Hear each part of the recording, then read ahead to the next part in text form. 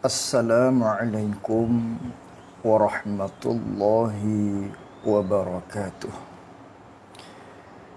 Bismillahirrahmanirrahim. Alhamdulillahi rabbil alamin. Wassalatu wassalamu ala ashrafil anbiya'i wal mursalin. Wa ala alihi wa sahbihi ajma'in. Allahumma fakkihna fid din wa 'allimna ta'wilih.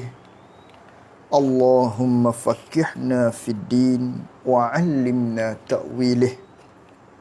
Allahumma fakkihna fid din wa 'allimna ta'wilih. Allahumma nawwir qulubana binuri hidayatika kama nawwaltal arda binurika syamsika abadan abada. Birahmatika ya arhamar rahimin. Rabbi shrah li sadri wa yassir li amri wahlul 'uqdatam min lisani yafqahu qawli. Allahumma salli wa sallim ala sayyidina wa maulana Muhammad. Alhamdulillah, kita akan menyambung lagi muzakarah kita menerusi kitab Penawar Bagi Hati, di mana kita sedang membincangkan satu tajuk, iaitulah berkaitan dengan dengki, ataupun di dalam bahasa Arabnya disebut dengan perkataan hasad. Maka Melayu kita kata dengki, tapi dah berjelira pada bibir mulut kita dengan katanya hasad dengki. Telah digabungkan Arab dan juga Melayu. Maka ini merupakan salah satu daripada penyakit hati, yang mana setengah daripada sifat-sifat mazmumah yang perlu kita jauhi dia, yang perlu kita awasi dia, jaga dia, agar diri kita terhindar daripada sifat mazmumah ini. Yang mana sifat dengki ini merupakan satu sifat yang haram hukumnya. Bahkan ianya ialah merupakan dosa besar. Yang mana sekiranya benda ni dosa besar, walau sekali saja kita bersifat dengan sifat dengki, maka seseorang itu telah jatuh fasik. Jatuh fasik sekiranya dia tidak bertaubat. Kerana takrif fasik, nak dikatakan fasik, ialah mereka yang melakukan perkara dosa besar walau sekali, hukumnya fasiklah orang itu. Adapun nisbah dosa kecil, ianya mengekali, maka fasiklah orang tersebut. Maka orang yang bersifat dengan sifat dengki ni, maka orang ni walau sekali saja dia berdengki kepada seseorang yang lain, maka ianya telah jatuh fasik sekiranya ia tidak bertaubat kepada Allah Subhanahu wa taala. Maka sifat dengki ni ialah kita cita dalam hati, suka dalam hati kita, orang yang kita nak dengki ni dia hilang nikmat. Itu panggil dengki. Cita hati oleh seseorang agar orang ni hilang nikmat di dia. Ataupun kita cita dalam hati kita, turun bala atas dia pada muka. Baik mu. Ni nama dengki. Maka dengki ni haram, dosa besar. Bukan setakat haram, dosa besar saja. Akan tetapi Nabi SAW menyatakan dengki ini diumpamakan seperti bara api. Yang mana bara api apabila diapikan, dinyalakan pada sebatang kayu, maka kayu itu akan hangus, dibinasakan, dimakan oleh api tersebut. Maka begitulah seseorang yang bersifat dengan sifat dengki hasad ini. Manakala bersifat dengan sifat hasad, dengki ini, amal pahalanya, pahala daripada amalnya, bekal yang dia nakkan untuk akhirat kelak, akan jadi terhakis, akan jadi binasa. Sebagaimana kayu dimakan oleh api, begitulah amal kita. Daripada pahala-pahala yang kita laksanakan daripada amal ibadat kita, akan jadi binasa dengan sebab dengki yang ada pada diri seseorang. Yang mana dosa besar ni ada kalanya ianya dosa besar, maka dosa besarlah. Tak memakan pun amal ibadat kita. Akan tetapi dengki ni memakan akan pahala daripada tiap-tiap amal ibadat yang kita lakukan. Ini hak kita takut. Ini besarnya maknanya dengki ni. Yang mana ianya merupakan salah satu daripada penyakit yang ialah diwarisi daripada umat-umat yang terdahulu. Lalu kata pengarang rahimahullah ta'ala, katanya,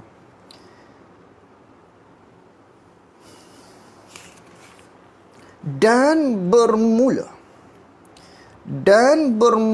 sebab, yakni punca bagi dengki itu, ada kalanya sebab bagi dengki ni ialah takabur, dan ada kalanya sebab bagi dengki itu berseteru, dan ada kalanya sebab bagi dengki itu benci nafsu. Maka apakah punca pula? Yang mana pada malam ni kita nak belajar punca daripada sifat dengki ni terhasil di diri seseorang. Apa punca dia? Apa sebab timbulnya sifat dengki di diri seseorang ni? Yang mana seseorang itu cita dalam hati dia, seseorang ni hilang nikmat, turun bala pada muka. Itu panggil dengki. Kerana apa timbul sifat ni di hati kita? Apa puncanya? Maka kata ulama, bermula sebab bagi dengki itu ialah ada kalanya sebab dengki ni ialah kerana takabur. Kerana diri seseorang tu takabur. Takabur maknanya seseorang itu dia rasa diri dia lebih, orang lain semuanya preh. Orang lain hina belaka. Tak semacam dia, ni panggil takabur. Maka manakala seseorang itu bersifat dengan sifat takabur, pandang diri kita lebih, orang lain tu semuanya rendah belaka, hina belaka, orang lain ni tak ada lebih seperti kita. Maka tiba-tiba orang ni hak kita anggap hina dia, kita duk pandang rendah pada dia, tiba-tiba Allah Ta'ala beri kepada dia nikmat. Allah Ta'ala beri kepada dia nikmat. Maka ketika itu kita, mari rasa dengki dalam hati kita. Akan timbul sifat perasaan dengki dalam hati kita. Boleh ke dia nikmat tu? Dia siapa? Apa sal boleh kepada dia? Tengok. Kerana apa timbul hasad dengki di seseorang tadi kepada orang itu? Kerana dia takabur. Kerana dia duk pandang diri dia tu hebat, tinggi, orang lain ni perih belaka, orang lain ni rendah belaka, hina di mata dia. Orang lain tak sama seperti dia. Dia lah. Tiba-tiba orang kita duk pandang dia tu rendah, dia tu lemah daripada kita, dia tu maknanya tak seperti kita, dia tu hina di mata kita, tiba-tiba orang tu dapat nikmat. Akan timbul perasaan di kita tadi, iaitulah nak cita dia tu turun bala apa-apa ke padam muka dia. Ataupun kita cita dalam hati kita nikmat tu ditarik, nikmat tu hilang di dia tadi. Kenapa? Kerana dapat kepada dia orang kita anggap dia ni hina di kita, tiba-tiba dapat kepada dia. Ini panggil takabur. Ada kalanya sebab takabur. Yang mana takabur ni, tuan-tuan, puan-puan yang dikasihi oleh Allah Subhanahu Wa Taala, merupakan satu penyakit hati yang sangat-sangat bahaya. Lebih-lebih lagi ianya menjadi satu ujian yang besar kepada mereka-mereka yang berilmu. Bahaya. Dia orang yang berilmu, hak ni hak bahaya. Begitu juga kepada ahli ibadat, orang yang banyak buat ibadat, hak ni hak paling bahaya, ujian besar penyakit hati ni. Bila kita tu ahli ilmu, ilmu kita banyak, siap. Orang lain ilmu tak semacam kita, mari takabur. Ataupun kita banyak ibadah, ahli ibadah, orang lain tu tak semacam kita, ibadat kita semacam mana. Ni panggil takabur. Nama takabur, pandang diri kita hak lebih, orang lain tu hina rendah di mata kita. Ini dia panggil takabur. Maka ini di antara salah satu punca sebab timbulnya penyakit hati, iaitulah dengki. Ini punca dia. Maka kita kena banteras punca ni. Kita kena bersifat tawaduk, kena banterah. Maknanya punca dia ni iaitulah takabur salah satunya. Sebagaimana jasmani kita lah. Jasmani kita. Misalnya orang tu demam denggi. Maka mana punca demam denggi ni? Puncanya iaitulah daripada maknanya nyamuk Aedes. Kita banterah. Maknanya punca dia tadi. Jangan bagi ada nyamuk Aedes dalam kawasan kita. Ataupun orang tu kecil mani, punca daripada mana? Minum gula air yang bergula manis-manisan. Kita banteras, kita berpantang daripada perkara tersebut. COVID-19 ni, mari-mari daripada mana punca yang boleh berjangkit ni? Daripada bersentuhan antara satu sama lain. Buat satu peraturan, tak boleh duduk dekat-dekat, jauhi jarak 1 meter contohnya. Ini semua banteras punca. Ini pun sama. Dengki daripada mana puncanya? Tertimbulnya di seseorang itu dengki. Di antaranya kerana takabur seseorang tadi.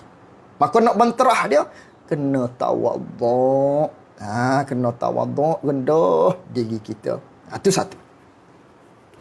Dan ada kalanya sebab bagi dengki ni ialah berseteru. Seseorang itu bermusuhan antara satu sama lain. Musuh kita ni tiba-tiba dapat nikmat. Siap. Mari dengki. Timbul tu dengki. Timbul dengki. Dapat dia cih sungguh. Tengok dengki. Mari timbul pula di seseorang itu apabila dia melihat musuh dia tadi. Orang hak dia seteru tu. Orang yang dia tu tak berkenan tu. Dapat nikmat satu-satu perkara. Maka akan dia rasa dalam hati dia. Dia akan timbul pula dengki supaya orang ni hilang nikmat di dia. Ataupun turun bala di seseorang tersebut. Ni punca daripada seseorang itu bermusuh-musuhan. Dua. Dan ada kalanya, ada kala sebab bagi dengki itu ialah kerana benci nafsu. Apa maksud benci nafsu? Yang ni jenis perangai huduh. Bukan sebab takabur. Bukan sebab dia bermusuh dengan orang tu, tapi jenis perangai bahasa huduh. Hati busuk kita panggil. Nafsu huduh. Ni ada kalanya sebab nafsu dia tu huduh. Pasal begitu. Sebab apa nafsu dia huduh? Kerana kikir ia orang hak nafsu huduh ni. Dia kikir, dia kedekut, dia bakhil kupik dengan nikmat Allah Ta'ala atas hambanya. Hamba Allah Subhanahu Wa Ta'ala. Sebab dia kupik, dia kedekut dengan nikmat Allah Ta'ala. Sepatut kedekut, kopi, kira-kiranya maknanya hak milik kita. Nak sikit, tak boleh. Tu milik kita. Ni dak. Kopi pasal perangai huduh dia ni, hak bukan dia.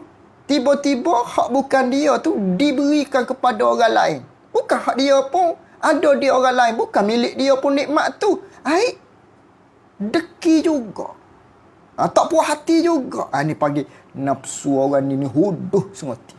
Keji sengoti. Sungguh-sungguh keji nafsu dia. Jahat sungguh perangai perangai hati dia ni. Padahal bukan hak dia. kedekut juga tiba-tiba. Datang-datang kedekut juga. Tak sepatutlah. Ni panggil perangai huduh.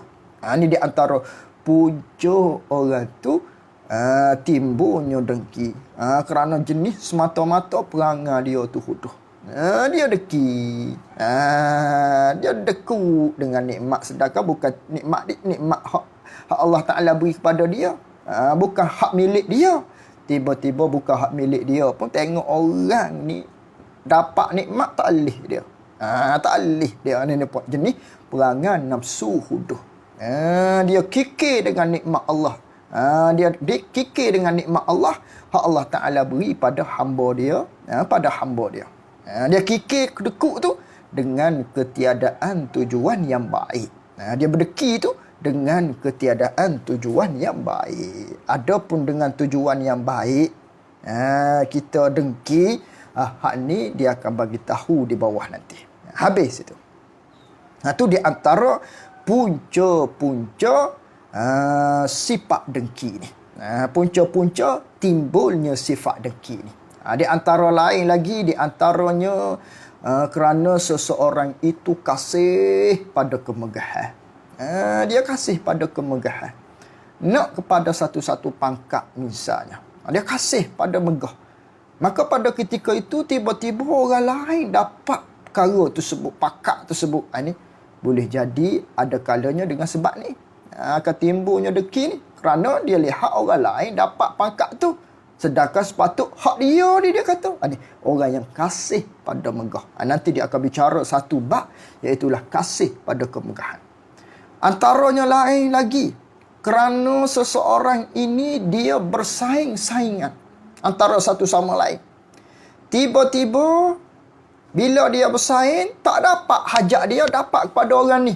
Ni dia panggil punca timbulnya sifat deki. Itu di antara punca-punca terjadinya, terhasilnya di seseorang tadi bersifat dengan sifat dengki. Habis kat situ. Dan tiada haram oleh ribtah. Adapun ribtah tak haram. Apa tu ribtah? Ribtah ni apa? Hak ni tak haram ni. Dan iaitu ribtah. Bahawa engkau mencita-cita, bahawa engkau cita akan nikmat. Mu cita, yakni cita dalam hati akan nikmat. Kita cita dalam hati tu akan nikmat yang seperti nikmat orang lain. Kita cita dalam hati kita nak nikmat tu. Tapi kita cita dalam hati kita nak nikmat tu dengan ketiadaan mencita-cita, gitu. Hilang nikmat itu daripada orang lain. Ini panggil ribtah. Ini tak haram. Maknanya kita katakan nak berjaya. Kita tengok orang tu dapat nikmat. Nikmat apa? Contohnya kaya kau. Jadi kaya di seseorang itu kita cita nak juga semacam dia. Tanpa maknanya di hati kita bukan cita nak suruh dia tu hilang nikmat kaya dia. Dah, cuma kita cita nak serupa dia. Itu kalau hak panggil dunia, contoh saja. Kalau kata hak ni sebuah agama pun sama. Kita tengok dia tu berilmu. Maka kita nak jadi serupa dengan dia berilmu juga. Tanpa kita cita dalam hati kita hilang ilmu yang ada di dia. Itu panggil ribtah. Hak ni tak haram. Bahkan ianya merupakan pendorong bagi seseorang. Tengok orang kaya, nak pada kaya juga kitanya. Hak ni panggil ribtah, bukan hasad. Adapun hasad, cita supaya orang tu hilang nikmat. Adapun ribtah, kita cita di hati kita nak seumpama dia tanpa kita cita dalam hati supaya hilang nikmat yang ada di dia. Cuma kita nak serupa dia. Kita cita dalam hati kita nak serupa dia. Kalau kata kaya, nak kaya serupa dengan dia. Kalau kata berilmu orang tu, kita nak serupa dengan dia. Tu dia panggil ribtah. Ini tak haram. Bahkan ianya menjadi satu pendorong kepada diri kita, agar kita dapat usaha perkara tersebut. Ini tak haram. Haramnya hasad tadi, dosa besar. Dan harus bahawa engkau kasih. Gitu. Dan harus bahawa engkau kasih, yakni engkau cita di hati, hilang nikmat daripada mereka. Mereka mana hak kita kasih hilang nikmat tu? Mereka yang minta tolong. Yakni mereka yang bertolong gitu. Mereka yang minta tolong, mereka yang bertolong. Ataupun mereka yang membuat sebab. Mereka yang menggunakan, itu maksud. Bertolong. Mereka yang bertolong, ia mereka dengan sebab hak nikmat Allah Ta'ala beri pada dia tu, atas mengerjakan maksiat. Hak ni harus kita cita di hati kita supaya hilang nikmat dia. Nikmat siapa? Nikmat orang. Mereka tu orang yang bertolong dia ni atas mengerjakan maksiat dengan nikmat dia tu. Dengan nikmat hak dia dapat tu. Ini dalam bahasa Arab dia panggil ghairah. Misalnya, contoh. Orang ni kaya. Jadi kaya tu satu nikmat. Tapi nikmat kaya dia guna Allah ke arah maksiat kepada Allah. Dia guna untuk berjudi ke? Dia guna untuk labur kepada benda-benda haram ke? Taja program-program haram ke? Contohnya. Maka tu nikmat tu, kaya tu. Maka kita cerita dalam hati kita, orang ni minta-minta lah Allah Ta'ala tarik nikmat kaya dia.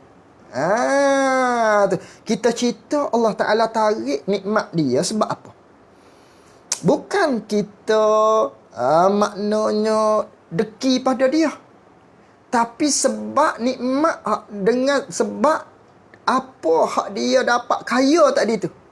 Allah beri pada dia nikmat tu, sepatutnya dia guna kepada arah kebaikan. Tiba-tiba dia guna ke arah maksiat, ke arah derhaka pada Allah. Maka ketika itu kita cerita dalam hati supaya hilang nikmat dia. Kerana dia buat maksiat dengan perkara tersebut. Itu dia panggil ghairah.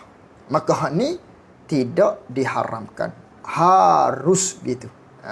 Harus begitu. Ataupun dengan kata lain lagi. Orang tu diberikan nikmat. Apa? Nikmat kereta umpamanya. Tapi dapat kereta besar, sepatut dulu dia pergi ngaji di masjid, di surah. Ada di majlis ilmu, pergi sembahyang Jumaat misalnya. Tapi setakat naik kereta besar ni, tak pergi dah.